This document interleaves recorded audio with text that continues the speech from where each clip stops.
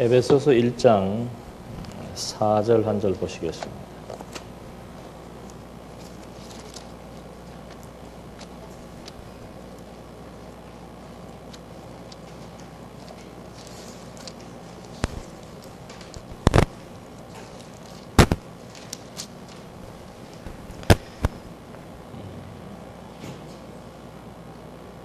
(1장) 3절 4절 봉독해 드리겠습니다. 우리 주 예수 그리스도의 아버지 하나님을 찬양하자. 하나님께서는 그리스도 안에서 하늘에 속한 모든 영적인 복으로 우리에게 복을 주신 분이시다. 그분께서 창세전에 우리로 사랑 안에서 그분 앞에 거룩하고 흠이 없게 하시려고 우리를 그리스도 안에서 택하셨으며, 우선 4절까지 말씀 봉독해 드렸습니다.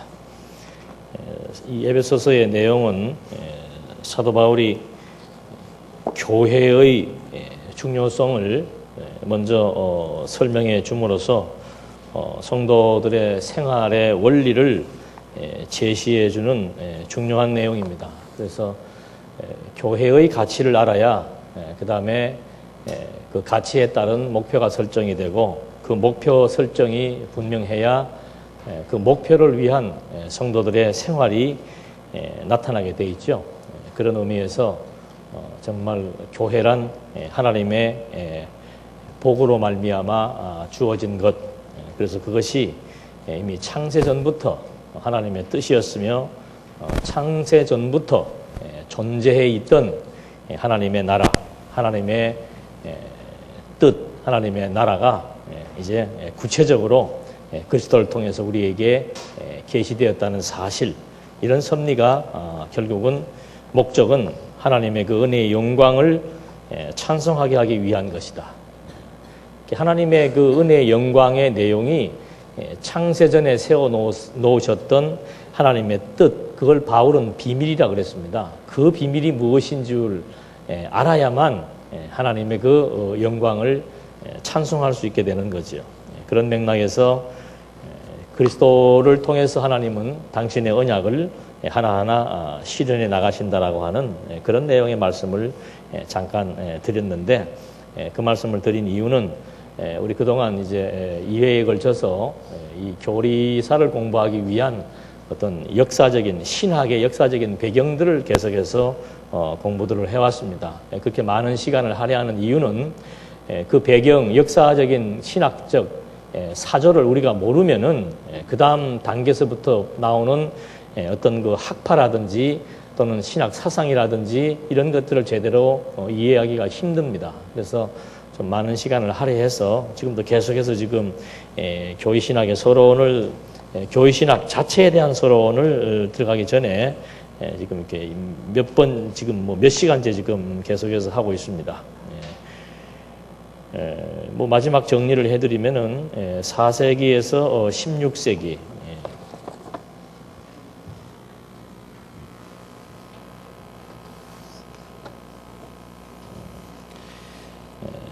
그리스도를 기점으로 해서 4세기에서 16세기, 요 때를 이제 우리는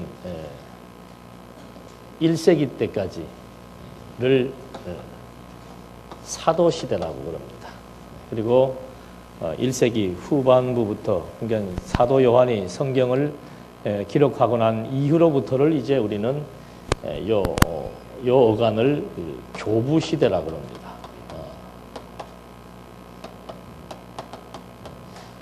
교부, 아버지, 가르치는, 아버지의 가르침이라고 할 정도로 이제 사도의 사상적 권위를 인정받고 사도의 사상을 그대로 가르치는 자들을 교부라고 지칭을 합니다. 그래서 사도시대, 그 다음에 교부시대, 그리고 16세기 때까지를 이제 중세시대라고 얘기하죠.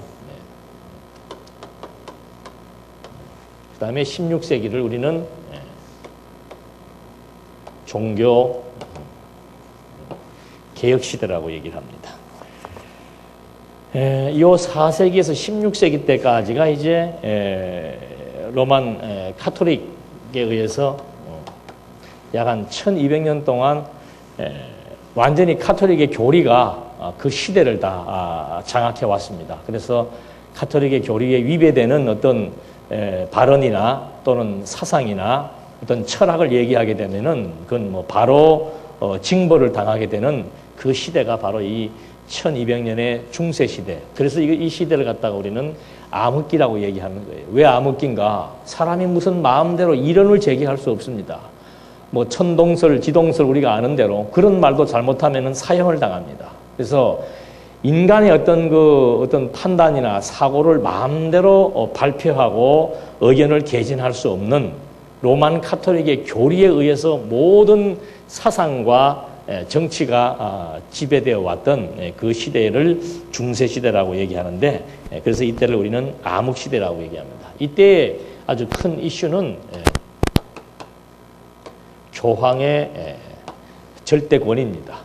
나중에 또 교리사를 할 때 말씀을 드리겠습니다만은 교황의 절대권위가 이때는 이제 한 1200년 어간을 장악을 했습니다. 그래서 이때는 교황의 교황의 어떤 그 자의적인 해석, 성경 해석 권한이 교황과 및 그의 사제들에게만 주어져 있었습니다. 그래서 일반인들은 마음대로 성경을 보기도 힘들었지만 해석할 수 있는 그런 권한도 없습니다. 위에서 해준 해석을 그대로 받아들여야 되는 그런 시대. 요때만 하더라도 나름대로 또 이렇게 물론 뭐 이단 교리들도 나왔습니다만은 순수하게 사도들의 신앙을 그대로 전승받아서 개진돼 왔던 그런 시대고, 중세 시대는 교황의 절대 권위에 의해서 이제 완전히 모든 그 사람들의 이성과 모든 사람들의 사고가 지배받던 그런 시대. 그러다가 이제 16세기 종교개혁에 와서는 교황 권위에 반하는 성경 권위, 이 종교개혁의 특징 중에 하나입니다. 성경 권위. 그래서 여기는 행위로 교황의 속죄권에 의해서 이제 죄 사함을 얻게 되고, 구원받고 난 이후로부터는 계속해서 자기의 잘못을 보상해야 되는 그런 행위가 수반되지 않으면은 구원에 이를 수 없는 교리. 그에 반해서 종교개혁은 성경의 절대권이 그리고 그리스도의 속죄권에 의해서 이제 영원한 죄 사함을 얻고 믿음으로 말미암아 구원에 이른다라고 하는 이제 이런 신학적 슬로건이 16세기 개혁주의 종교개혁 시대에 이제 나타났던 현상입니다. 그 이후에 점진적으로 17세기에 와서는 이제 과학혁명이라고 그랬죠. 17세기 과학혁명. 이래서 이때는 이성이 존중받기 시작을 합니다. 여기는 교황의 권위, 성경의 권위, 그러다 위해서는 이제 과학적 이성의 권위가 존중받기 시작을 해서 이 신앙적인 어떤 이런 교리 부분에 대해서 굉장한 비판과 그 반면에 인간의 이성을 마음대로 활용할 수 있는, 그래서 수학과 과학과 물리학 이런 것들이, 생물학 이런 것들이 굉장히 이제 많이 표출되어서 자리를 잡게 되죠. 그러다가 18세기 때 와서는 계몽주의, 인간의 이성을 좀 일깨우자. 그래서 철학적 사고가 팽배해지면서 신은 인간의 이성으로 알 수 없다라고 해서 여기에서는 불가지론이 나옵니다. 그리고 인간의 이성으로 성경을 분석합니다. 그러니까 인간의 이성으로 수납할 수 없는 그런 성경의 내용들은 이제 잘못된 것으로 간주하기 시작하는 운동이 발생하죠. 여기에 교황 권위에 묶여 있다가 잠깐 성경의 권위가 빛을 발하기 시작을 하다가 그 시대 사조에서는 점점 이제 성경의 권위에 의해서도 계속해서 이 성경 권위가 구속사적 교리 내용을 계속 가르치다 보니까 이제 사람들이 그런 그 교리주의에는 아예 그냥 신물이 난 거예요. 그래서 이성의 권위와 함께 점점 이제 성경을 분석하기 시작을 하고 신을 알 수 없는 존재로 정의하기 시작을 하고, 그러다가 19세기에 와서는 자유주의 신학이 아예 태동하기 시작합니다. 그래서 이때는 성경을 문서의 조합으로 얘기합니다. 성경은 하나님의 감동과 계시로 주어진 것이 아니고 문서의 조합이다라고 해서 20세기에 넘어오면서 이때는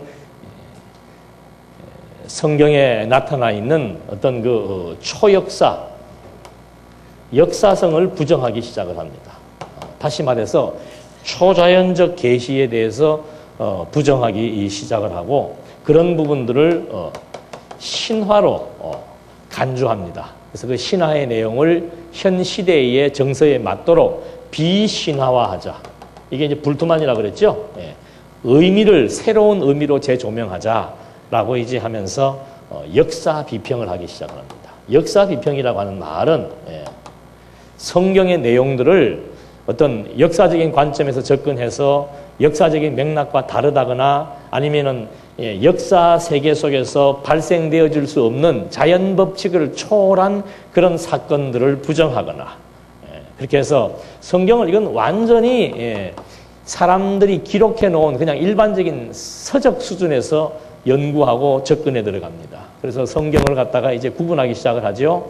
저자 중심으로 구분하기 시작을 하기도 하고 시 중심으로, 문학 중심으로 구분하고 저자 중심으로 구분하고 역사서 중심으로 구분하고 해서 성경을 하나의 책으로 해서 성경을 창세기부터 계시록까지 체계적으로 연구해 들어가는 이제 그런 과정이 아닙니다. 계속해서 분석하기 시작하는 거예요. 한 권의 책을 분석하는 거. 여러분 철학도 분석 철학이 있죠. 이 분석한다. 분석 철학이라고 하는 것은 서양 학문의 하나의 그 유형입니다.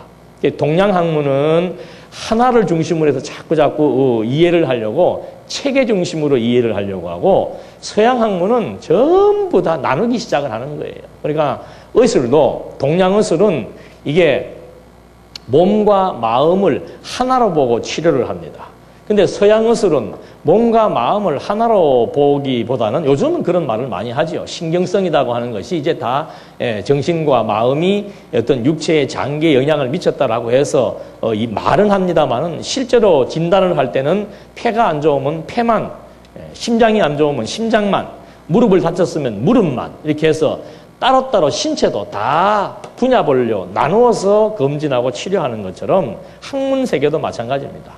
전부 다 나누기 시작을 하는 거죠. 그래서 창세기 나누고, 로마서 따로 나누고, 로마서만 따로 연구를 하고, 창세기만 따로 연구를 하는 이런 이제 학풍이 나타나기 시작을 하면서 20세기에 와서는 보수주의는 계속해서 성경의 무호성을 주장을 합니다. 성경은 하나님의 말씀으로서 오류가 없다라고 하는 주장을 하지만은 이것은 하나의 주장일 뿐 어떤 주장에 대한 것을 확실히 하려면은 그 주장이 맞다는 것에 대해서 증명을 해야 되죠. 그 증명을 할 수 없는 겁니다. 성경이 왜 하나님의 말씀인지에 대한 신빙성의 문제, 증명의 문제에 대해서 부딪히기 때문에 성경 무호를 주장을 하지요. 여기서도 성경은 하나님의 말씀이다라고 하는 구호는 외쳤지만은 이래서 성경이 하나님의 말씀이다라고 하는 증명을 하지 못한 그 결과로 지금 계속해서 계몽주의, 자유주의, 그 다음에 20세기에 와서는 아예 그냥 성경을 해체하려고까지 하는 그런 이제 신학 학파들이 발생을 하기 시작합니다. 이렇게 해서 이 신학 사조들을 대충 보게 되면은 여기에서 크게 문제가 되는 것이 뭔가 하면 첫째는 이원론적인 신사상이었습니다. 우리 그동안 여기 플라톤부터 공부를 했죠.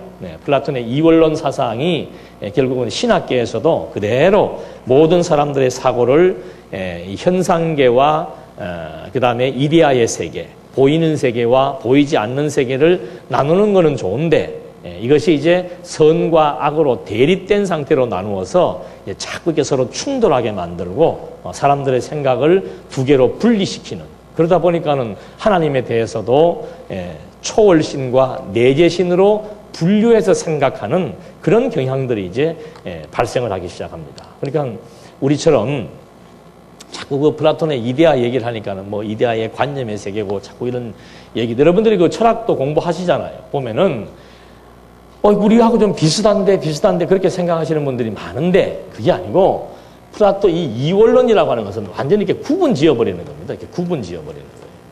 구분 지어서 이 세계와 이 세계 이런 두 개의 이층 구조를 가지고 생각하는 것이 이원론 사상입니다. 그러니까 우리가 지금 주장하는 얘기는 이런 구도가 아니고 항상 여기에 뭐가 들어간다 그랬어요? 본질이 들어가는 겁니다. 본질이 들어가고 이걸 항상 그래서 목사님이 도표를 그릴 때는 이쪽 부분을 그릴 때는 점선으로 그리잖아요. 점선으로 그리고 항상 이게 무한대가 표시됩니다. 그건 무엇을 의미하는 것인가? 우리에게 설명하기 위해서 이렇게 구분은 짓지만 이 아래의 모든 세계라고 하는 것은 결국은 이 근원에 의해서 나타난 현상이다. 현상계다. 라고 하는 것을 지금 가미해서 설명하는 것이고 플라톤이나 다른 모든 사람들의 이원론 구조라고 하는 것은 이렇게 생각하는 것이 아니고 그냥 아예 이걸 층으로 나누어서 위의 세계, 아래의 세계.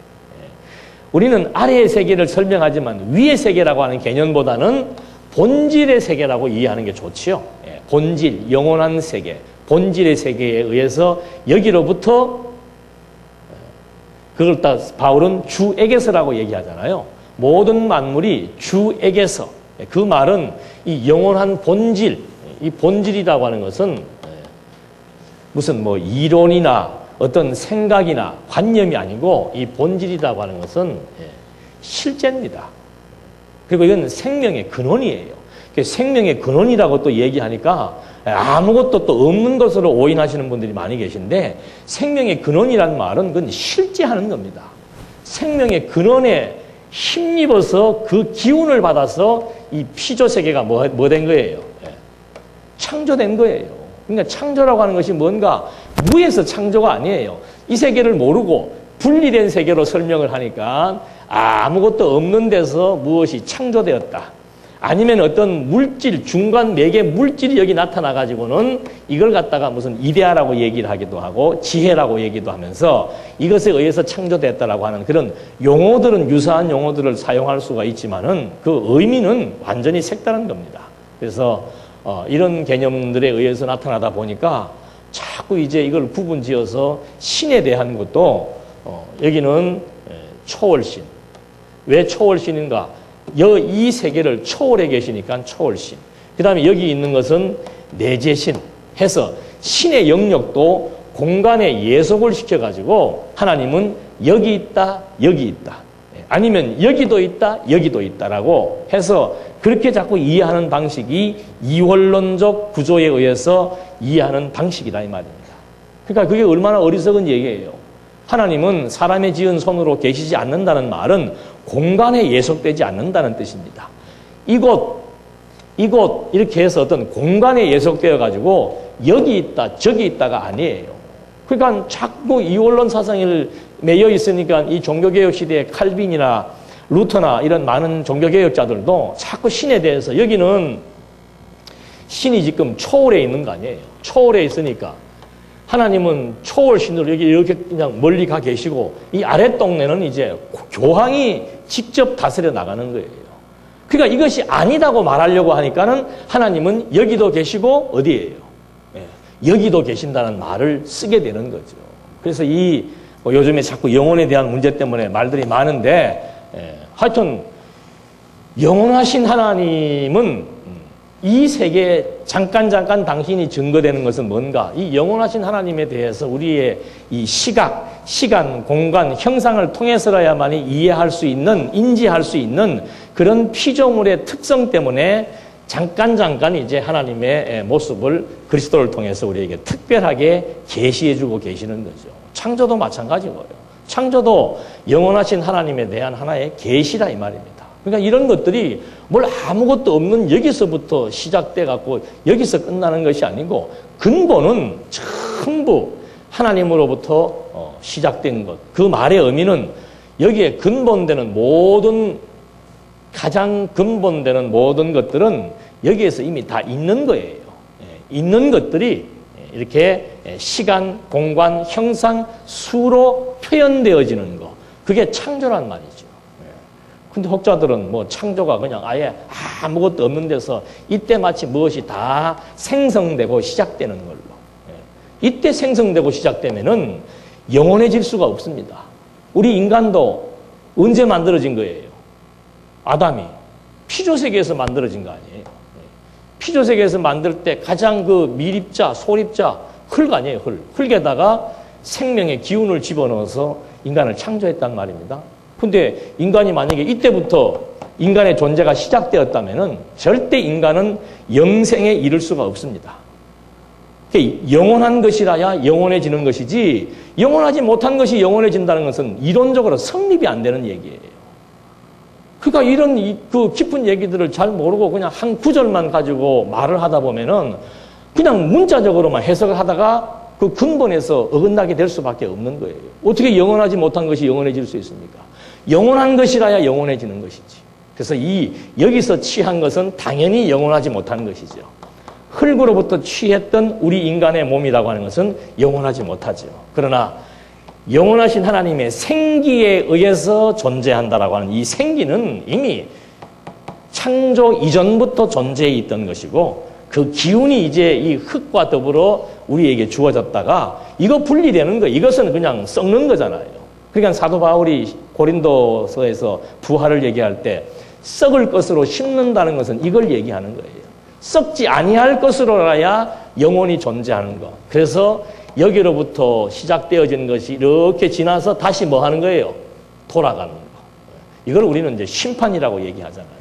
돌아갈 때, 인간이 돌아갈 때는 보이는 모든 것들을 다 벗어버리고, 이 영원한 생명의 씨앗이 그대로 이제 영원히 존재하는 거라 이 말이죠. 이거 갖고 자꾸 얘기할 수는 없고, 윤회설과의 차이점, 여러 가지가 많은데, 하여튼 이건 제 과목이 아니니까, 지금 간단하게 말씀을 드리고, 이런 지금 이제 여러분들이 강의가 다 중복이 됩니다. 조직신학도 그렇고, 윤리학도 그렇고, 철학, 과학도 계속해서의 근본은 결국은 이 영원 세계에 대한 설명을 윤리학적으로, 조직신학적으로, 철학적으로, 과학적으로, 그 앞에 뭐가 붙지요? 성경신학적 관점에 의한 철학과 윤리와 신학에 의해서 다 이제 설명이 되기 때문에 지금 당장 무슨 한두 마디 말을 듣고 이해가 팍 되지 않더라도 그냥 이렇게 개념을 조금씩 이해를 하고 계시다 보면은 계속해서 여러 학과와 접목되어지는 과정 속에서 점점점 이 세계에 대한 이제 명료한 인식이 확장되게 되어 있습니다. 그러니까 한순간에 무엇을 다 얻으려고 할 수도 없고 사도 바울도 그러잖아요. 여기를 갔다 와서 표현할 수 있다 그랬어요? 없다 그랬어요? 언어로 표현할 수가 없는 거예요. 언어로. 그러니까 설명을 하자면은 이걸 통해서 이 세계를 설명할 수밖에 없는 거예요. 그래서 이 설명에 한계가 있기 때문에 하여튼 이런 이원론적 신사상이라고 하는 것이 결국은 영혼의 개념을 이해하지 못한 플라톤의 이분법적 사고가 신도 여기저기로 구분지어서 초월신, 내재신이라고 하는 용어가 만들어지고 그 다음에 이제 또 한 가지의 문제는 선악에 대한 개념입니다. 그러니까 여러분 이 신학의 중요성, 우리 성경신학, 언약 성취사적 성경신학의 그 핵심은 어디에 있는가 하면은 용어 개념에 있습니다. 우리가 일반적으로 사용되는 언어들과 성경신학적 언어 개념이 완전히 다릅니다. 그래서 영혼에 대한 개념, 선악에 대한 개념, 이 선악에 대한 개념들도 보면은 전부 상대적이니까, 선과 악이 상대적이니까 윤리적 개념으로 밖에 이해할 수가 없는 거예요. 하나님은 선악이 일반인데 일반적으로는 이 선과 악을 전부 윤리 도덕적 기준에 의해서 악한 것, 타락한 것, 불의한 것, 못된 것, 그건 악한 것, 윤리 도덕적으로 고악스러운 것, 그건 악의 개념이고 선의 개념은 뭔가 윤리 도덕적으로 착하고 선하고 남에게 피해를 주지 않는 이런 개념 정도로밖에 이해를 못하니까 선악이 대립구도 속에서 계속해서 이분법적 도식으로 전개될 수밖에 없다라고 하는 것. 그 다음에 이제 세 번째 이 문제점은 아까 이 영원한 신에 대한 문제와 더불어서 신존재 증명이 불가능하다는 것. 그 다음에 성경의 신빙성에 대한 문제를 입증하기가 힘들다는 것. 그 다음에 또 한 가지의 이슈는 뭔가 하면은 계속 지금 여기 이성이 나오죠, 이성. 이성이 나오고 여기에서는 이제 신앙이라고 하는 것도 나오고 이제 인식론에서 이걸 할 텐데 이성, 인간의 인식의 주체, 인간이 어떤 사물을 알거나 가장 중요한 하나님을 인식해 나갈 때 그 인식의 주체가 이성이냐 아니면은 신앙이냐 이것이 이제 계속 이것과 엇물려 가지고 문제가 제기되고 있습니다. 그러다 보니까 여러분들이 갖고 계신 그 도표에 있는 대로 그 신학의 유형을 보면은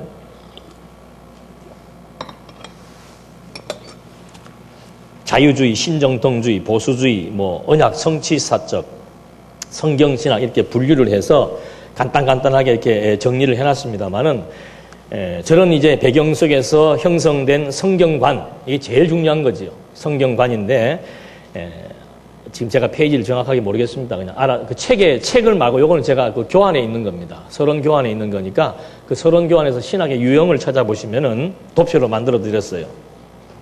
성경관에서 보면은 이제 자유주의 신학자들은 완전히 이제 성경관에서 문서 편집으로 정의를 합니다. 그러니까 성경은 뭐 모세오경은 뭐 4가지의 문서가 이렇게 편집된 것이고 그 다음에 내용 같은 뭐 성경 안에서도 앞뒤 내용이 다른 이런 것들은 편집할 때 잘못 편집했기 때문에 그런 것이고 또 성경의 기자는 인간이기 때문에 사람들이 쓴 기록된 성서라고 하는 말, 이 성서라고 하는 말의 의미 속에는 그런 뜻이 담겨 있습니다. 그냥 그 서라고 하는 것은 일반적인 책의 관점에서 자꾸 성서 하는 거죠. 그래서 그 성경관에 있어서 자유주의 신학자들은 초자연성을 배제하고 있습니다. 성경에 나타나 있는 초자연적인 계시 또는 뭐 초자연적인 사건 이런 것들을 다 이제 배제하고 인간이 납득할 수 있는 합리적으로 이해할 수 있는 이런 부분들만 이제 문서라고 얘기하면서 그것을 편집해 놓은 것이다. 그러니까 문서 편집이라고 주장하는 이유는 바로 뭔가 하면은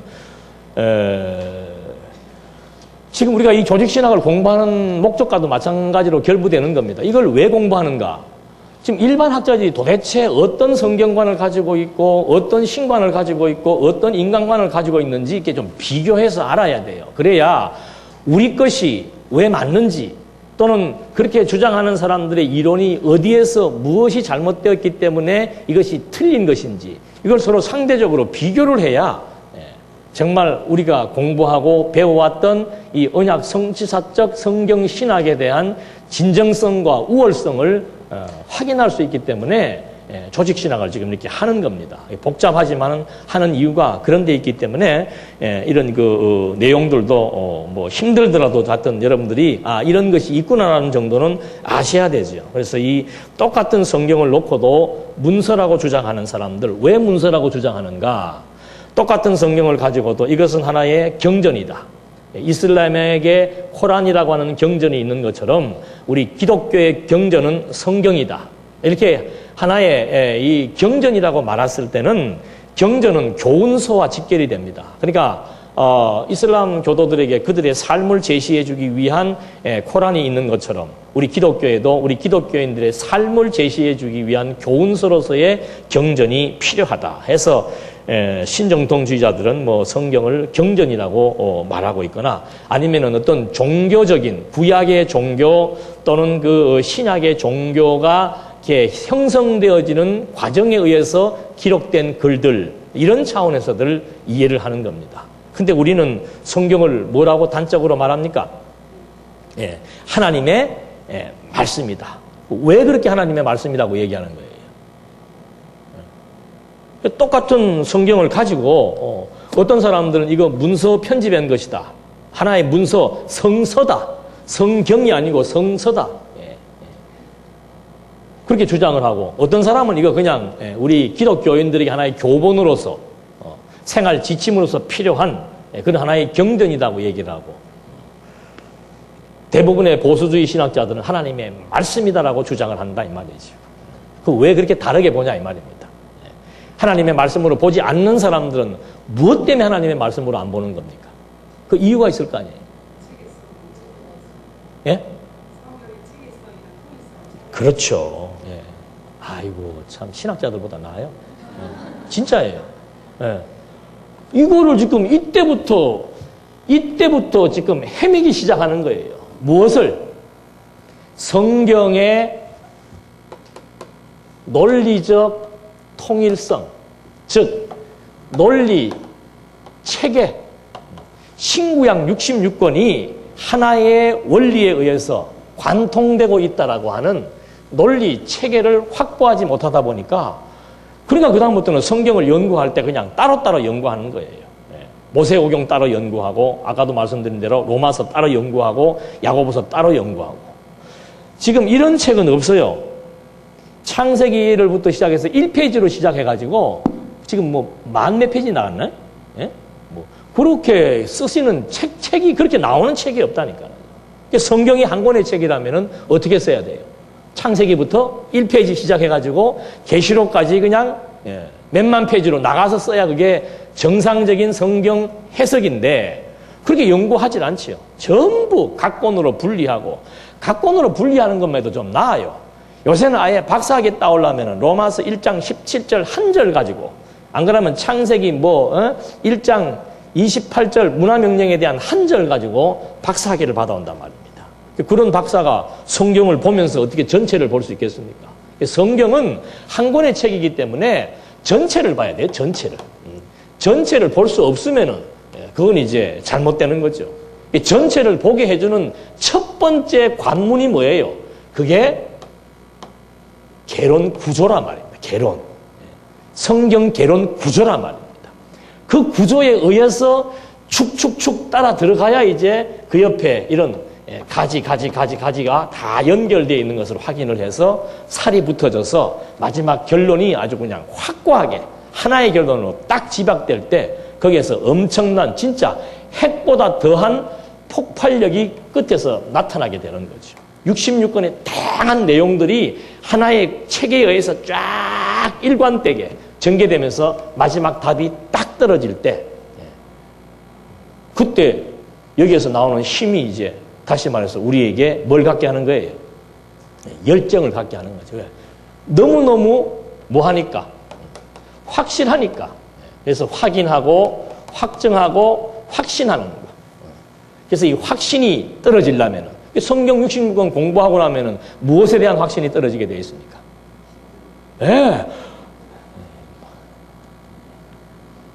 서로 마주 앉아서 이제 대화를 해야 되겠구만. 66번 공부하고 나면은 지금 여러분 자꾸 이거 그려지는 이유가 있는 거, 이게 얼마나 긴 2000년의 세월 동안 신존재 증명이 안 되고 성경이 하나님의 말씀으로서 통일성이 있다라고 하는 성경의 신빙성이 지금 1세기에 성경이 뭐 된 거예요? 기록된 겁니다. 기록해서 성경이 완성된 거예요. 그 이후로부터 성경을 이렇게 마지막 결론에 도달해서 확신을 가질 만한 그런 체계와 통일성을 확보하지 못하니까 성경에서 말하고자 하는 핵심 내용이 바로 하나님인데, 그 하나님의 존재에 대해서 입증을 할 수 없는, 그러니까 그냥 성경을 다양한 방법으로 보게 될 수밖에 없는 거예요. 그냥 한 구절 읽고 교훈하고. 성경 읽고 교훈하는 것은 그건 완전히 엉터리 해석하는 거예요. 성경 읽고 교훈하는 것은 여러분 이렇게 살아야 됩니다. 이렇게 잠언서 같은 거 딱 펴봐요. 잠언서 피면은 여자를 뭐 호리는 계집으로부터 조심하고, 그거 뭐 하자는 얘기예요?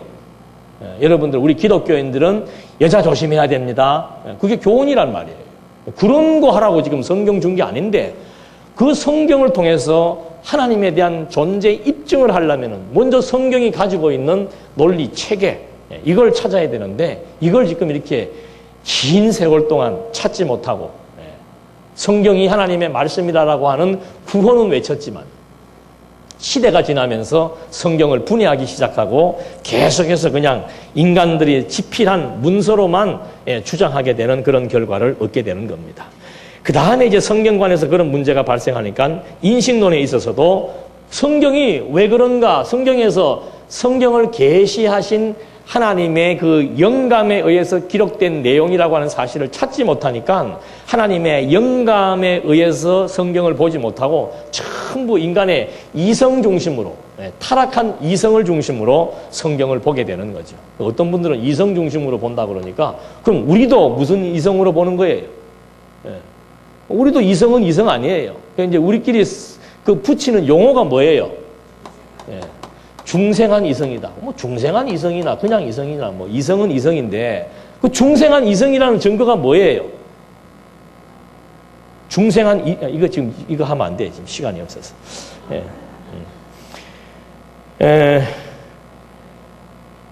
그래서 이거 인식론에서는 자꾸 이제 인간의 이성을 강조하기 시작을 합니다. 그러니까 이때는 와서 자꾸 신앙을 강조하기 시작하는 거죠. 여기에서 자꾸 인간의 이성적 기능과 신앙적 기능을 여기에서는 겸비해서 막 강압적으로 누르니까 여기에서는 신앙을 강조하기 시작을 하고 17세기에 인간의 이성의 권위가 주어지기 시작하니까 그 다음부터는 전부 인간의 이성을 가지고 성경을 분해하고 하나님을 알아가려고 하는 거. 그러니까 하나님도 내 상식과 우리 인간의 기준과 인간의 상식에서 하나님을 이해하려고 하는 것이죠. 그러니까 그렇게 성경을 이해하려고 하니까 인간의 상식, 인간의 어떤 삶의 기준으로 봤을 때 인간은 도덕적이잖아요. 성경에 보면 비도덕적인 게 많습니다. 부모, 그리고 앞뒤가 안 맞는 내용이 참 많아요. 어떤 데서는 부모를 공경하지 않으면 죽이라 그랬다가 어떤 데서는 부모를 뭐 신약에 와서는 예수님도 부모를 버리고 부모와 자식 부모를 버리고 나가서 복음을 전파하라 그러기도 하고 앞뒤가 안 맞지요. 또 징벌을 내릴 때라면 일관되게 징벌을 내려야 되는데 어떤 사람은 벌하고 어떤 경우에는 벌하지 않습니다. 그러니까 이게 혼란스럽지요. 그리고 무슨 뭐 유다 같은 경우에는 보면은 막 며느리하고 동침하고 솔로몬도 막 아내가 1000명씩 되고 이게 막 복잡한 거예요. 그러니까 성경 보게 되면은 이성적으로 성경을 보게 되면은 성경을 새롭게 써야 될 명분이 생길 수밖에 없는 겁니다. 그래서 지금 성경 새롭게 쓰는 작업들을 자유주의 신학자들은 하고 있잖아요. 그리고 그렇게 성경을 자꾸 그런 식으로 또 인간의 이성이라고 하는 것은 과학적 이성을 의미하기도 합니다. 그러니까 뭐 우리가 자연 법칙에 어긋나는 여러 가지 현상들 그런 것들은 납득할 수가 없는 거죠. 그래서 인간의 이성으로 성경을 보기도 하고 아니다. 성경은 그렇게 봐서는 안 된다. 뭐 오늘도 잠깐 열차 타고 오면서 시간이 좀 있길래 그 서점에서 책을 하나 보니까는 왜 기독교인들은 예수를 믿지 않는가? 여러분 그 책 한번 사보세요. 그 재밌더라고. 막 서로 질문하면서 써놨는데 기독교인들이 예수를 안 믿는데 맞아요, 틀려요? 맞잖아요. 그 어떤 날카롭게 본 거예요. 지금 밖에서 보는 시각은 교회 나오는 게 지금 무슨 뭐 예수 믿는다는 것은 그냥 뭐 그냥 말로 믿는다 해서 그게 믿는 게 아니잖아요. 성경에 정말 예수는 그리스도라고 설명이 되어 있는지를 확인해서 신구약 성경을 볼 때마다 이러므로 예수는 그리스도이시다가 증명이 돼야 되고 증거가 돼야 되는데 그런 교회가 없다는 거죠. 그러니까 왜 예수 믿 그리스도인들은 기독교인들은 예수를 믿지 않는가 이 말이죠. 그 이유도 전부 성경을 인간의 이성을 기준으로 해서 자꾸 이제 파고들다가 거기에 한계가 느껴지니까 아니다. 그래도 성경을 보니까 하나님의 말씀이라고 했는데 하나님이 하셨다고 했는데 처녀가 잉태했다고 했는데 믿자. 믿으라 했으니까 믿자. 이게 이제 맹신주의로 나가는 거죠. 그러니까 보수주의 신학자들은 뭐 입증하고 성경은 증명의 문제가 아니다. 하나님은 입증의 존재가 아니고 우리에게 있어서는 신앙의 존재이다. 우리의 믿음의 대상이기 때문에 믿어야지 그거 자꾸 복잡하게 따지고 들면 안 된다. 성경에서 하나님이 이렇게 했다 그러면 무조건 믿습니까?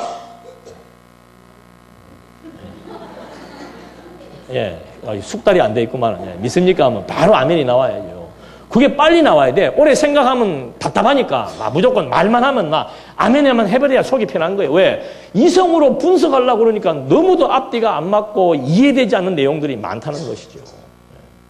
우리도 지금 공부하면서 그거 찾아야 돼요. 요만큼이라도 이해가 되지 않으면 고민해야 됩니다. 요만큼이라도 이해되지 않고 뭐가 좀 앞뒤가 안 맞는 부분이 있다면 고민해서 막 밤에 자면서도 고민해보고 해서 이제 하고 해답이 떨어져야만 그것이 정말 잊어버리지 않게 되고 정말 그래서 성경이 정말 체계적이고 논리적이구나라고 하는 것을 스스로들이 좀 확인을 해야 돼요. 그래서 자꾸 이제 뭐 책도 좀 요즘에 계속 그런 말씀들을 뭐 교회마다 다들 하고 그러는데 성경책도 좀 읽어봐야 되고 이런 말도 좀 이상하네. 성경책을 읽어봐라는 소리가. 얼마나 안 읽으시면은 성경책도 좀 읽어보셔야 되고 특히 우리 이 진리의 말씀서에서 나오는 그 서적들은 이건 필요회복적으로 볼 수가 없어요. 참 용어 하나하나가 되새기지 않고 줄 끊지 않으면, 그 제가 한번 우리 교회에서도 그 청년들 공부하면서 요약을 한번 해보라 그랬습니다. 성경적 기독교라든지 예정론 요약을 하라고 그러니까는 무슨 말을 할 것 같아요? 요약해 보셨어요? 요약을 할 수가 없다 그래요. 왜요? 뭐 요약하려고 그러니까 다 풀어서 설명을 해야 될 내용들이에요. 그러니까 이렇게 앉아서 이렇게 볼 책이 아니라니까요. 자세가. 이렇게 앉아서 보려고 그러면 5분이면 잠아버려요. 정독하지 않으면 안 된단 말입니다. 그래서 왜 그런 말씀 자꾸 드리는가 하면은 뭐 여기서 뭐 책을 쓰고 뭘 할 때는 이미 다 많은 고민을 갖고 그 문제들을 해결했기 때문에 글을 써내는 거거든요. 우리들도 같이 지금 계속해서 고민들을 해야 돼요. 이 사람들이 던지는 질문들에 대해서 이 사람들은 뭐 왜 이런 질문을 했나? 이 사람들은 고민을 하다가 못해서 그냥 막 아예 머리가 정말 잘못될 지경까지 가는 사람들이란 말입니다. 답이 안 나오니까. 그런 고민들, 질문들을 좀 함께 연구하고 함께 공감해 나가면서 하나하나 우리의 원리를 갖고 풀어보고 체계화시키는 작업들 중요하죠. 그래서 이 인식론에 가서는 이제 뭐 아까도 말씀드린 대로 이성이냐 신앙이냐 아니면은 이제 뭐 중생한 이성이냐 이런 용어, 이런 새로운 용어들. 왜 중생한 이성인가? 그리고 진짜 중생한 이성인가? 이것도 따지고 물어야 돼요.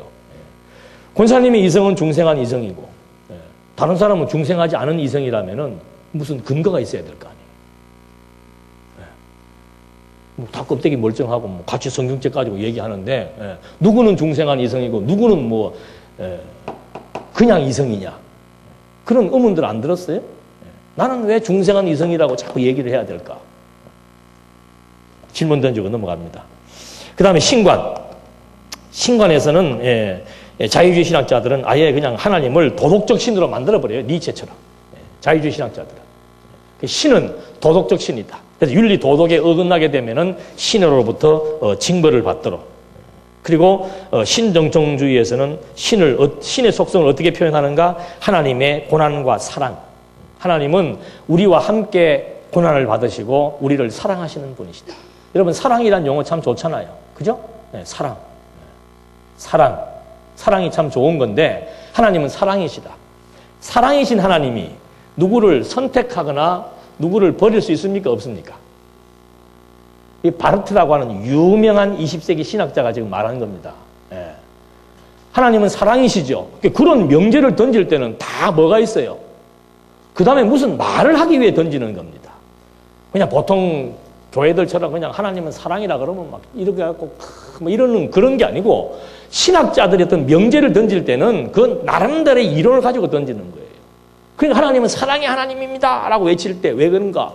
그 사랑의 하나님이 어떻게 누구는 선택하고 누구는 버립니까? 이거 있을 수 있습니까? 없습니까? 이거 부정하는 거죠. 쭉 그래서 하나님은 모든 사람과 만물까지라도 뭐 하기를 원하신다? 사랑하시고 구원하시기를 원하신다. 그래서 한동안은 하나님은 그래서 사랑이시기 때문에 누구든지 다 구원하시려고 작정을 했는데 거기에 누가 말을 안 듣는 거예요? 인간이 말을 안 듣는 거예요. 좀 우리 만나자. 그리스도가 오시지 않았는가? 여기 왔으니까 우리 좀 어떻게 하자. 그 이상한 가수가 노래 하나 부를 때만 우리 지금 만나.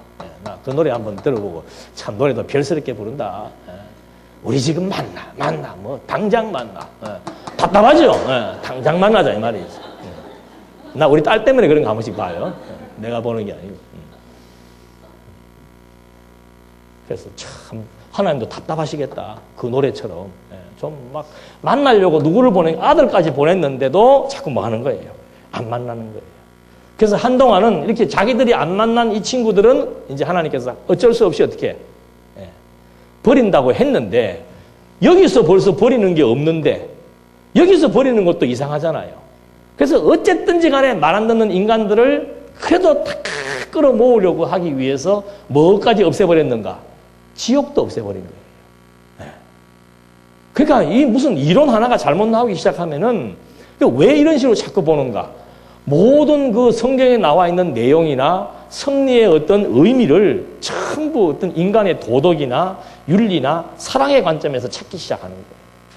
여러분들 사랑 타랑하는 거 보면 경계해야 돼요. 교회도 와가지고 뭐 사랑이 있니 없니 모자란 말이에요. 교회 와서. 사랑 타령하면. 예? 그냥 사랑해요. 자기가 사랑하시라니까. 사랑이 있니? 말씀은 좋은데 뭐가 없니? 어떡하란 말이에요. 예. 여기 지금 우리가 뭐 때문에 모인 거예요? 하나 때문에 모인 거예요. 하나 때문에. 예. 진리. 하나 때문에 모인 거예요. 진리를 통해서 뭐 하기 위해서? 하나님 지금 만나기 위해서 모인 거예요. 하나님 찾는, 진리를 통해서 하나님 발견하는 거예요. 그게 사랑이라고 하는 것은 그거 발견되면은 발견되는 만큼 이제 다양하게 우리의 인식의 수준이 다양하기 때문에 다양하게 이 사람은 좀 많이 표현할 수, 표현력이 좀 좋은 사람도 있고 안 좋은 사람도 있잖아요. 자식한테도 특히 저 남쪽 나라 사람들은 자식한테 요즘은 안 그렇습니다만 저희 아버지 때만 해도 평생에 돌아갔을 때까지 나 우리 어머니 사랑한다는 소리를 한 번도 못 들어봤다니까. 예? 그러면 그분이 사랑 안 하는 거예요? 그게 사람마다 틀리고 그 표현 방법마다 다 틀리는 거예요. 그 어떤 분들은 좀 사랑해 주려고 교회 좀 처음 나오시는 분들 좀 이렇게 친절히 해주면 또 뭐라고 합니까? 부담스럽다고 하고. 또 스스로 알아서 하도록 이렇게 멀리서만 이렇게 보고만 지나다니면은 사랑이 없다 그러고. 그럼 어떻게 하란 말? 어떻게 했으면 좋겠어요? 적당하게. 어떻게 하는 게 적당한 거예요? 그런데 연연할 것 없다니까. 아니, 믿기로 또 그렇다고 또 여러분들 또 구역장님들까지 제가 또 이렇게 하고 우리 강의를 이렇게 하니까 아예 교회에서 그냥 구역장님들도 누가 오면은 믿기로 작정된 인간이면 올 것이고 아니면 말 것이고 구역 식구가 안 나와도 하나님의 뜻이 있어서 안 나왔겠지. 그건 구역장의 직무유기예요. 지금 이 얘기할 때는 아니지만 웃자고 지금 잠깐 말씀드린 건데 하여튼 이렇게 그 도덕적 관점에서 하나님을 이해한다는 것은 정말 하나님의 어떤 그 본래적 의도나 의미를 왜곡시키는 그런 현상들을 초래하게 되어 있습니다. 그래서 이 신간들도 보면은 뭐 이렇게 도덕적 신, 뭐 고난과 사랑의 신, 보수주의에서는 이제 아니다. 삼위일체다. 성부, 성자, 성령. 그것도 아까 여기에 해당되는 거예요. 성부, 성자, 성령. 아버지, 아들, 영. 뭘 잘 이해가 못하니까. 초월신, 내재신의 개념으로 이해를 하니까 아버지가 있고 성부론, 성자론, 성령해서 그냥 뭐 아버지와 아들과 영이 있는데 아버지도 뭐 아들도 하나님이고 아버지도 하나님이고 영도 하나님이 됐다가 막 뭐 하나님이 같이 됐다가 나중에 또 아들과 아버지와 또 분리가 됐다가 뭐 누가 누구를 낳았다가 그랬다가 이거 막 머리가 아픈 거예요. 그러니까 교리로 정해놓은 겁니다. 딱딱딱 나름대로 그냥 그 말 몇 마디 줄 거 갖고 정해놓고 여기에서 다른 소리 하면 무조건 뭐예요? 이단이다.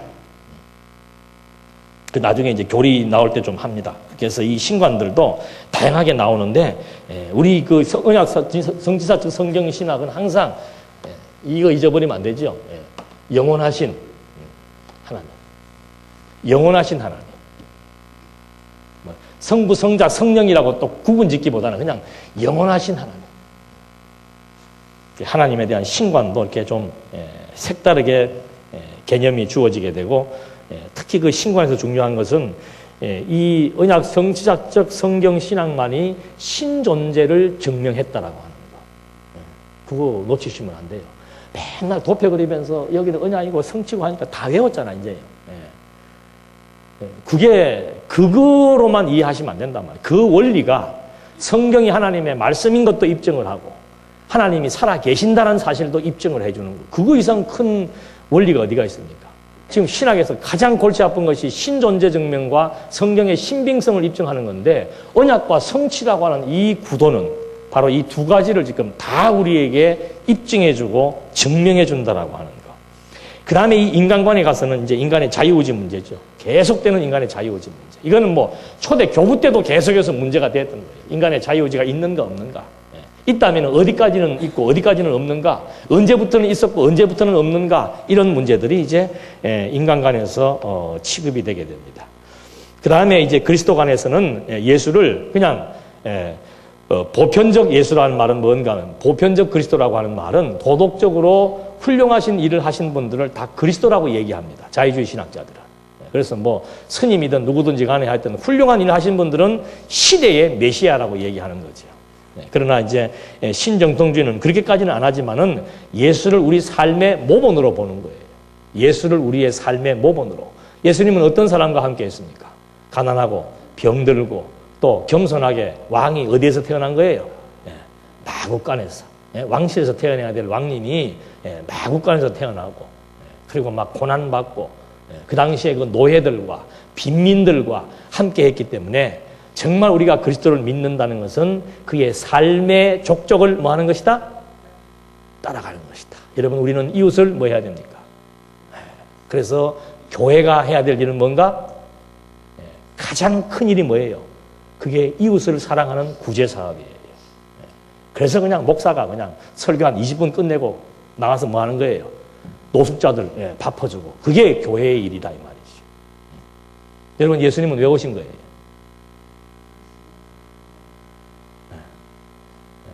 일단 하여튼 제가 뭐 대답을 했잖아. 막 언약 이런 거 막 하면은.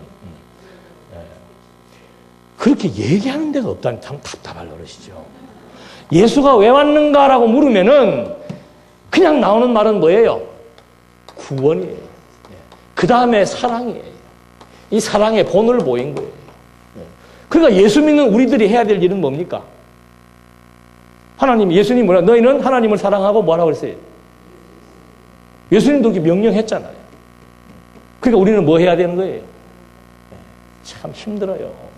가정에 있는 우리 식구들도 다 사랑하고 살기도 힘든데, 그 이웃까지 그냥 누구 몸처럼. 그러니까 위선을 떨어야 되지. 할 수 없어. 그러니까 막 교회 오면은 막 집사님 하고 막 할 수밖에 없는 거예요. 집에 가면은 남편 밥도 제대로 안 해주고, 너는 찬밥 먹으라 하면서 교회에서는 막 열심히 봉사하는 분들 있잖아. 왜 그런가? 성경에서 그렇게 하라고 그랬으니까. 이웃사랑도 그리스도 증거하는 거예요. 우리에게 무슨 실천에 대한 본을 보여준 게 아니고 이게 그렇게 안 바뀌는 거예요. 축구라고 우리도 성경 읽다 보면은 막 예수님께서 어떤 행동 보이고 너희도 이렇게 행하라는 거 보면은 또 그대로 행해야 되는 줄로 안다니까. 그래서 예수께서 왜 오셨는가? 그것만 안 놓치면 돼요. 왜 오셨는가? 예수님이 당신이 마지막 가서 다 결론 내리잖아요. 끝부분에 가가지고. 성경은 누구에 대해 증거한 것이다? 그리스도 증거한 것이다. 내가 온 것은 왜 왔다? 구약의 언약을 성취하기 위해서 왔다. 응하게 하려 함이라. 성경을 응하게 하려 함이니라. 그래서 마지막 돌아가시면서도 유언의 단마디가 뭐예요? 참 신기하지 않아요? 제자들에게 우리 어머니를 어떻게 해주고 내가 어디에 돈을 모아놓은 거 그 돈을 좀 어떻게 쓰고 뭐 이웃을 위해서 뭐 어떻게 하고 좀 말이 많아야 되는데 단마디예요, 단마디. 다 뭐 했다. 당신이 오신 목적이 뭐니까? 구약의 언약을 성취하기 위해서 왔으니까. 그거 성취해서 뭐 하시려고? 나를 본 자는 하나님을 본 자라. 그러니까 하나님 계시의 도구가 누구인가? 그게 바로 그리스도예요. 그래서 구약을 보든지 신약을 보든지 이름으로 예수는 그리스도이시다. 저도 한 번씩 이제 혼자서 조금 이렇게 좀 가끔 이렇게 혼자서 좀 고민하는 부분이 뭔가 하면은 너무 이게 교회에서 그냥 맨날 예수는 그냥 구약 성경 읽고 신약 성경 읽고 이래서 예수가 그리스도이고 이래서 언약이고 이래서 성취고 그 얘기만 너무 하는 거 아닌가 하는 생각을 순간순간 할 때가 있는 거예요. 그래서 한 번씩 이제 밥 먹으면서 이렇게 물어보죠.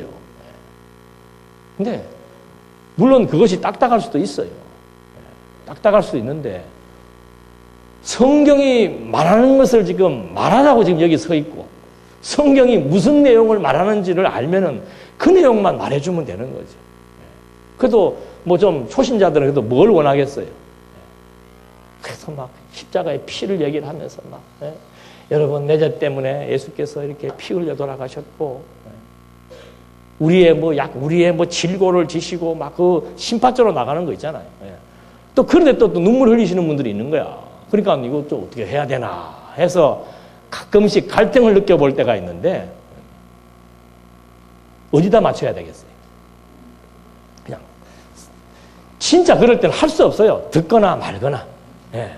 그냥 그 내용을 좋아하거나 말거나 성경을 통해서 이름으로 예수는 그리스도이시다. 그거 증거하는 것이 유일한 목표라고 하는 거. 그 외의 말 듣고 싶은 분들은 이제 인터넷에 들어가면 뭐 좋은 말 하는데 많잖아요. 그 이제 취사 선택해서 들으시면 되고 정말 우리 노예 산하에 있는 교회들은 해야 될 말은 이거 하나밖에 없다라고 하는 거예요. 다른 기교나 뭐 기술이나 뭐 다른 사람들이 아는 말, 뭐 역사적으로 나는 지금 이거 하면서도 별로 그렇게 신이 안 나, 이거예요. 그거 뭐 조금 더 하면 어떻고 덜 하면 어때요? 성경이 지금 말하고 있는 예수가 그리스도라는 사실을 우리에게 확인시켜 주어서 그것이 확증되어야만 뭐가 생겨요? 확신이 생기는데. 확신이 생겨야 거기에서 힘이 나는 거 아니에요. 그래서 이런 메시아관도 참 다양하다라고 하는 것. 그 다음에 구원관. 뭐 이 구원은 아까도 잠깐 말씀드렸습니다만은 바르트처럼 사랑으로 말미암아 모든 영혼을 구원한다. 뭐 자유주의 신학자들은 사회를 구원한다. 통합 측 신정통주의자들은 뭐 영혼을 구원하되 모든 영혼을 다 구원한다. 보수주의자들은 선택받은 사람을 구원한다. 그래서 여기 지금 제가 전택설, 후택설 써놨는데 타락할 것을 알고 선택해 놓은 것은 후택설이고 타락한 것도 하나님이 다 정해놓고 선택했다라고 하는 것은 전택설이고 그래요. 타락과 관계없이 타락 전에 이미 다 하나님께서 전에 택할 자와 버릴 자를 정해놨다. 여기는 아니다. 타락할 것을 알고 택할 자, 버릴 자를 정해놨다. 이런 것들이 이제 전택설, 후택설인데 그건 뭐 조금 이따가 간단하게 말씀을 드리고 그 다음에 이제 교회관, 교회 이런 그 성경관, 뭐 저 인식론, 신관, 인간관, 메시아관, 구원관들에 의해서 나타나는 교회관이라고 하는 것도 똑같은 맥락이에요. 신을 뭐 사회 정의를 이루어 나가는 신으로 보니까 교회도 무슨 일을 해야 됩니까? 사회를 위해서 공동체 생활을 하면서 사회의 본이 되고 사회를 정화시키는 거. 아니면 뭐 이웃 사랑을 실천하는 거. 아니면 이제 교회 내에서 도덕적인 생활을 강조하는 거. 이런 것들이 이제 교회관의 아주 이슈로 떠오르고 있는 거죠. 그러나 우리의 교회관은 뭐예요? 교회는 뭐다 하면 뭐라고 하겠습니까? 교회는 뭐다? 두 자로. 수요일 날 예배 시간에 또 해야 되는데 이거. 교회는 뭐다? 예배는 뭐다? 교회는 머리다. 맞죠? 교회는 머리다. 제가 지금 질문하는 것은 어떤 교회의 어떤 본질적인 것보다는 지금 자꾸 교회 그러니까 막 공동체 생활을 자꾸 강조하잖아요. 교회 그러면 여러분 뭐가 연상이 됩니까? 교회와 예배 그리고 교회 생활. 이게 연상이 된단 말입니다. 그냥 막 교회 오면은 막 전부 다 뭐 하는 거예요, 지금 막. 바삐 돌아다니잖아요. 그리고 교회에서 하는 주된 일이 뭐예요? 예배를 드리는 일. 이런 개념들. 그 지금 여러분들 체제계획, 지난번 저도 그 체제계획 할 때 여전도에서 그 발표하는 거 보고 우리 여자 성도님들의 수준을 정말 다시 한번 보고 놀랐는데 체제계획의 핵심이 뭐예요? 체제계획의 핵심이 뭐예요? 발표하신 분 누가? 체제계획의 핵심이 뭐예요? 그날 뭐 잘하시대.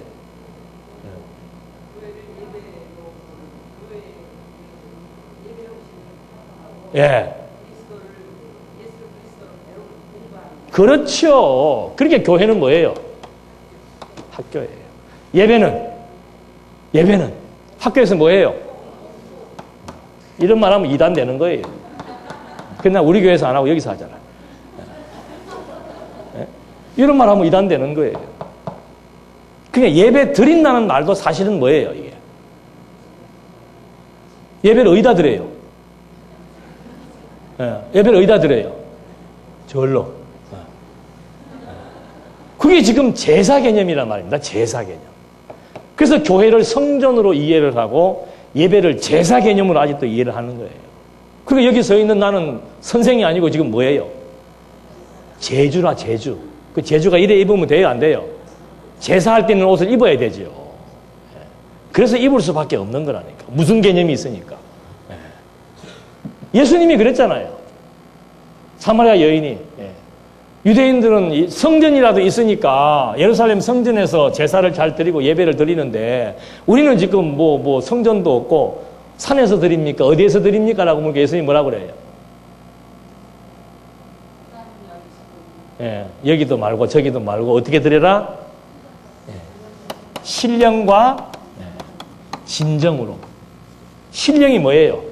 신들리는 게 신령이라고 그러나? 예? 그러니까 예배 드리면서 뭐 하는 거예요, 이거.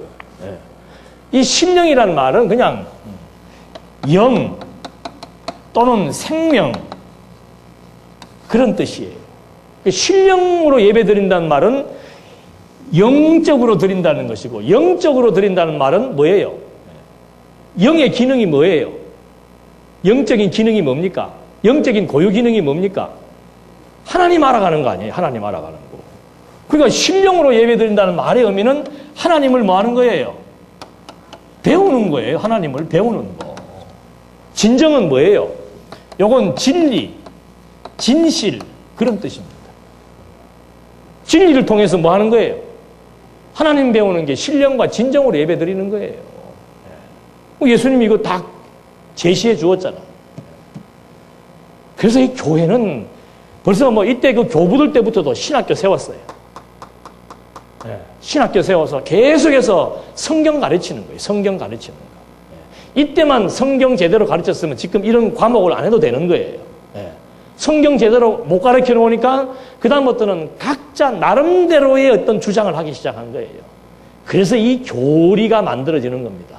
조직신학이란 말의 뜻이 뭔가? 나는 그렇게 생각한다 그 말이에요. 너는 어떻게 생각하냐? 하나님에 대해서 나는 이렇게 생각한다. 나는 이렇게 생각한다. 나는 이렇게 생각한다는 말들을 체계적으로 만들어 놓은 것이 조직신학이에요. 뭐가 부재되니까? 성경만 제대로 알면은 나는 이렇게 생각한다는 말 자체가 필요 없습니다. 성경은 이렇게 말하고 있다. 이렇게 해야 되는데 성경을 보니까는 나는 하나님이 이런 분이신 것 같다. 나는 교회가 이런 것 같다.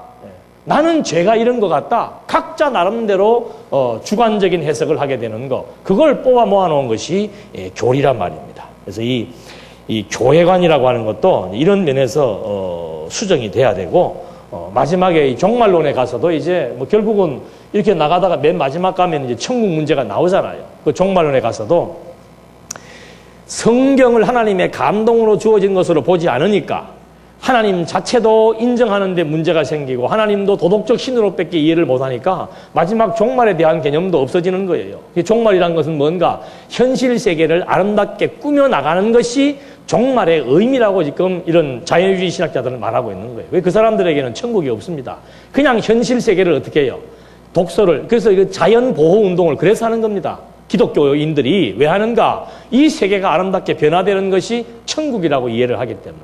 그래서 이 천국에 대한 개념들도 이제 완전히 달라지게 되는 거죠. 그러니까 이 영원한 개념을 모르면은 천국에 대해서도 이해가 잘 안 가고 인간의 부활에 대해서도 이해가 안 가고 영원한 삶에 대해서도 이해가 안 가는 것이죠. 여기라고 인간도 그렇잖아요. 주에게서 나와서 주에게서 나온 게 뭐예요? 생기고 피조물에서 얻은 것이 뭐예요? 흙이잖아요. 그러니까 요 생기는 뭐 하는 거예요? 영원한 거 아니에요. 그러니까 요거 벗어버리고 다시 요 몸으로 주로 말미암아 요 몸으로 살다가 다시 요거 벗고 어디로 가는 거예요? 주에게로 가는 거. 그게 뭐예요? 그게 죽음이며 그게 영생이란 말입니다. 그러니까 영혼이 삽니까? 안 삽니까? 그건 뭐 물어보나 만한 소리죠, 이게. 그러니까 바울이 그걸 아니까 나는 살아도 뭐 별 문제 없고 죽어도 어떻게 해요? 지금 나는 뭐 하고 있으니까? 영혼이 살고 있으니까 영원한 존재로서 영혼이 살고 있기 때문에 죽음이란 이거 벗는 거고 그 다음에 이거 벗고 사는 거나 입고 사는 거나 차이가 있어요? 없어요? 사실은 차이가 있는데 어느 게 더 좋아요? 진짜로요. 네. 이거를 입고 있다는 것은 뭐가 따르는 거예요? 고통이 따르지요. 욕심에 의한 불만족, 고통, 아픔, 슬픔, 뭐 배신감, 외로움, 별의별 게 지금 이 육체로부터 다오는 거 아니에요. 병듦. 그러니까 마지막 계시록에서도 그 성도들이 왔을 때 뭐라고 얘기하는 거예요? 이제는 눈물 닦아주잖아요. 왜? 이걸 입고 있었기 때문에. 이걸 입고 있음으로 말미암아 눈물도 슬픔도 한숨도 고통도 아픔도 다 이제는 없다. 왜? 이 몸 벗었기 때문에. 이제는 무슨 몸으로 산다? 신령한 몸을 입는 거예요. 그래서 우리는 지금 어떻게 해야 돼요? 빨리. 예. 빨리 가야 돼요. 근데 뭐 자꾸 주름 피고 이런 거 하지 마시라니까. 예? 그러니까 이 세계를 이해를 하면은, 그러니까 예수님도 그냥 천국이 어디에 있다 그래요? 여기 있다. 너희 안에 있다. 아니면은 또 어떻게 해요? 내가 너희들 처소를 예비하러 갔다. 천국이 지금 이루어졌는가? 이루어지고 있는가? 여기 있는가? 저기 있는가? 대부분은 여기 있다고 생각을 하잖아요. 그러니까 이 세상은 악한 세상이니까 이제 어디로 가자? 그래서 올라가서 올라가 구름 타고서 그런 개념들. 그러니까 막 그냥 막 사실은 이 세계가 또 안 보이잖아요. 그러니까 뭐 말은 그래 하지만은 사실은 어디가 좋은 거예요? 이런 개념이 없으면은 소똥 위에 굴러도 어디가 좋다 그래요? 이생이 좋다. 누가? 달라이라마라고 하는 분이 그랬다 그러죠? 김용원 교수가 가서 물어보니까 정말 당신 저승으로 갑니까? 했더니 극락이 있습니까? 있지요. 그러면 극락이 좋습니까? 이생이 좋습니까? 했더니 소똥 위에 굴러도 이생이 좋지요. 왜? 확신이 없으니까. 바울은 뭐라고 그래요? 여기도 좋고 여기도 좋다. 여기에서는 한 가지 일이 있는 거예요. 한 가지 일. 그건 우리가 살아야 되는, 바울뿐만이 아니고 우리의 삶의 이유입니다. 하나님, 내가 여기에서 존재해야 되는 이유가 뭡니까? 하나님 어떤 분이신 줄 알고 경외케 하기 위한 거. 그게 이 땅에서 내가 지금 존재해야 되는 이유예요. 이 땅 벗어나면은 그냥 영원히 하나님을 찬양하는 것이죠. 여기에서 배웠던 하나님에 대해서 영원히 찬송하는 거예요. 그러니까 뭐 천국이 있을 것이다, 있다, 없다, 언제 간다, 뭐 언제 우리가 천국으로 진입을 하냐, 이건 자체가 웃기는 얘기죠. 뭘 모르니까? 이 세계를 모르니까. 그래서 이 본질의 세계, 영혼 세계를 부분적이나마 이해하는 만큼 이 땅의 삶도 힘있게 살고, 누가 뭐 떠나든 안 떠나든 알아주든 안 알아주든 그게 관여가 없는 거예요. 왜? 그냥 하나님과의 관계만 돈독해지면은 아무런 것도 나를 슬프게 하거나 외롭게 하거나 힘들게 하거나 뭐 막 치를 떨게 하거나 그런 것들이 있을 수가 없는 거죠. 그것이 하나님에 대한 확신입니다. 그래서 이런 구조들을 이제 우리가 영혼 개념으로서 종말관을 이해를 할 수 있는 거죠. 쉬었다 해야 되죠? 예.